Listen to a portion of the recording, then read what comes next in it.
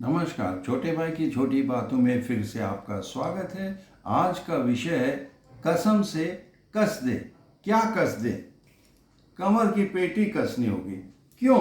क्योंकि अभी हमारे विश्व गुरु ने नोटबंदी के बाद और कोविड की नाकाबंदी के बाद अब सोना बंदी के लिए कहा है। प्रतिबंध तो नहीं लगाया, लेकिन क्योंकि पहले बंदियों से काफ़ी चोट हो चुकी थी, लेकिन अब की बार केवल सलाह दी है, सोना ना खरीदें, विदेश यात्रा पे ना जाएं, ईंधन बचाओ, फर्टिलाइज़र कम कम करो, इतना तक कि जो हम लोग खाने के तेल इस्तेमाल कर रहे हैं उसको भी कम करो।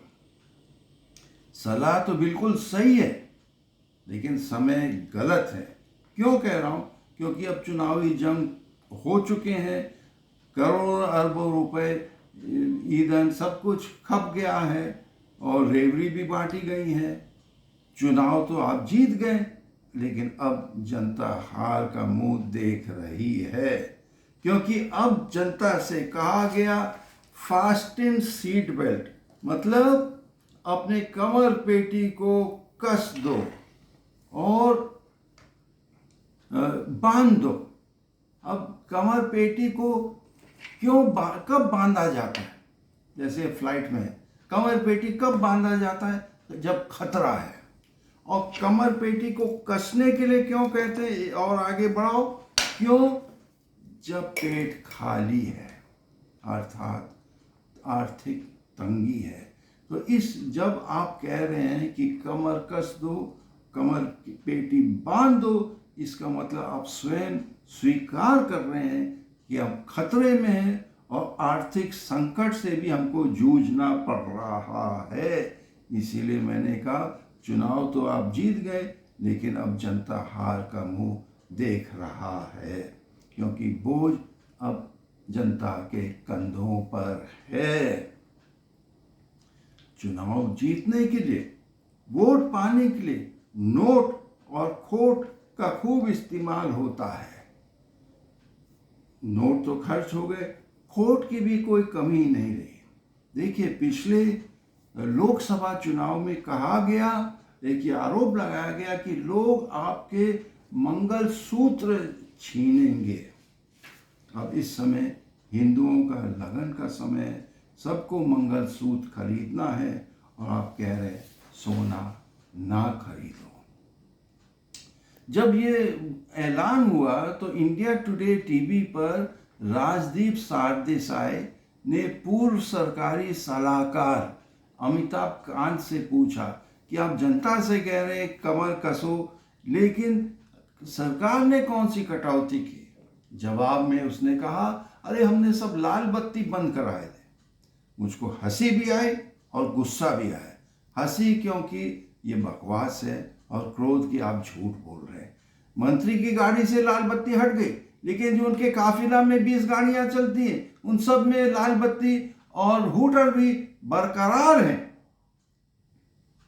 तो हम किसको बेवकूफ बना रहे हैं? एक पुरानी कहावत है, मन चंगा तो कटौती में गंगा। मन चंगा तो कटौती में गंगा। लेकिन यदि मन साफ नहीं है, मंशा साफ नहीं है, तो कटौती नहीं, ये कसौटी ही होगा। अब मैं थोड़ा हट के कहूंगा, क्या हम कब तक नेताओं के इशारे पे चलेंगे? क्या हम बंदर हैं जो मदारी के डुग्गी पीटने पे हम लोग नाचेंगे? क्या हमारा कोई विवेक नहीं है? एक कहावत है, जस गुरु तस चेला, लेकिन मैं इस पे पलटवार कर रहा हूं। अंग्रेजी में एक कहावत है, the country gets the leaders that it deserves, अर्थात जैसे प्रजा है वैसे ही राजा आप चुन के लाएंगे। और यही हम सबसे बड़ा उदाहरण हम अमेरिका में देखते हैं, जहाँ भावुक और धार्मिक भावनाओं को उछाल करके बहकावे में ला करके सबसे खतरनाक नेता चुना गया डोनाल्ड ट्रंप, जिससे समस्त संसार अब खतरे में पड़ गया है।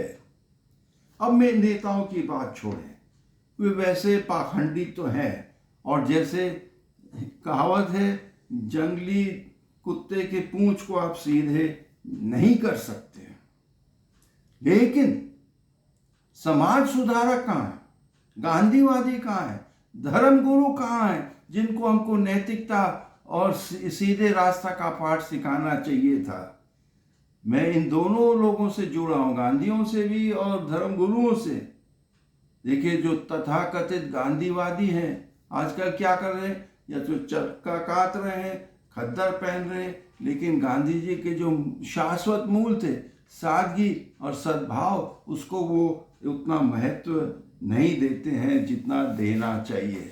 और जहाँ तक धर्म गुरु की बात है, मैं उनको सबसे बड़ा दोषी मानता हूँ, क्योंकि वे समाज को दिशा निर्देश नहीं दे रहे हैं, नैतिक मूल्य के बारे में नहीं बता रहे हैं। वे दावा करते हैं कि हमने दुनियादारी छोड़ दिया है, भोगी जीवन को हमने त्याग दिया, लेकिन उनके जीवन से ऐसे प्रतीत नहीं होता। सबसे बड़ी गाड़ियां तो उन्हीं के पास है, और जो उनके कार्यक्रम में उसमें जितना ऐश और भोग विलास होता है, तो उसमें सादगी हमको कहीं दिखाई नहीं देता है। कहीं कमर पे कटौती कहीं नहीं दिखता है। तो दूसरों को वो क्या पाठ सिखाएंगे? कुछ दिन पहले मैं अपनी बेटी और नातिन को एयरपोर्ट से लेने गया था, और वहाँ VIP लेन, जिसमें और लोग नहीं जा सकते हैं, 20 SUV गाड़ियों की काफिला लगी थी, तमाम बाउंसर मेटल डिटेक्टर के साथ। और फिर एयरपोर्ट से निकल आई एक छोटे पंथ का, बड़े धर्म का भी नहीं, एक छोटे पंथ के एक महिला सन्यासी, और सब लोग उनके सामने ऐसे ऐसे ऐसे।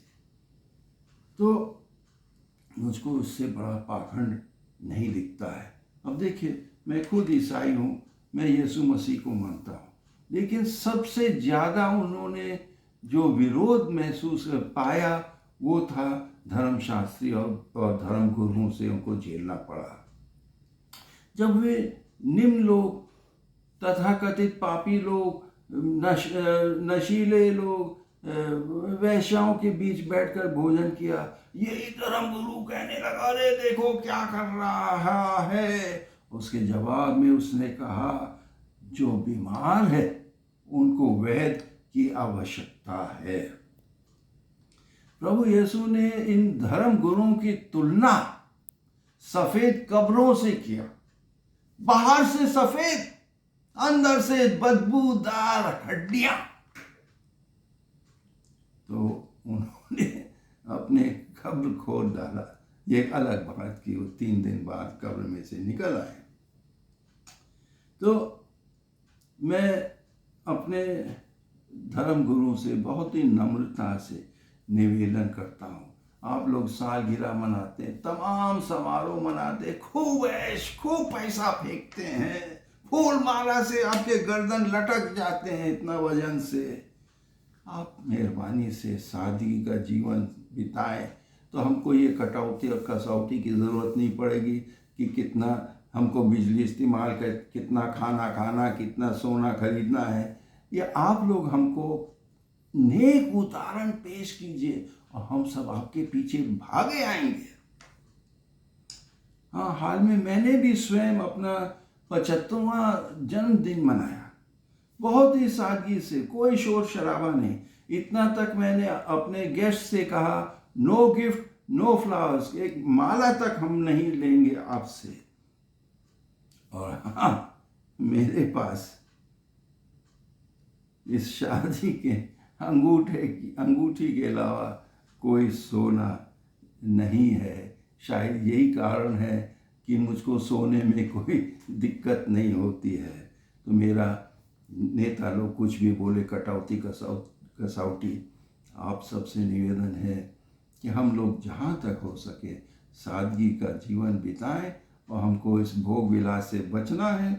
और फिर हमको किसी प्रधानमंत्री को कहने की ज़रूरत नहीं होगी कि कितना खाना, क्या पहनना है, कितना सोना खरीदना है। सुनने के लिए बहुत बहुत धन्यवाद। लाइक, सब्सक्राइब, कमेंट, शेयर करिए। जय हिंद।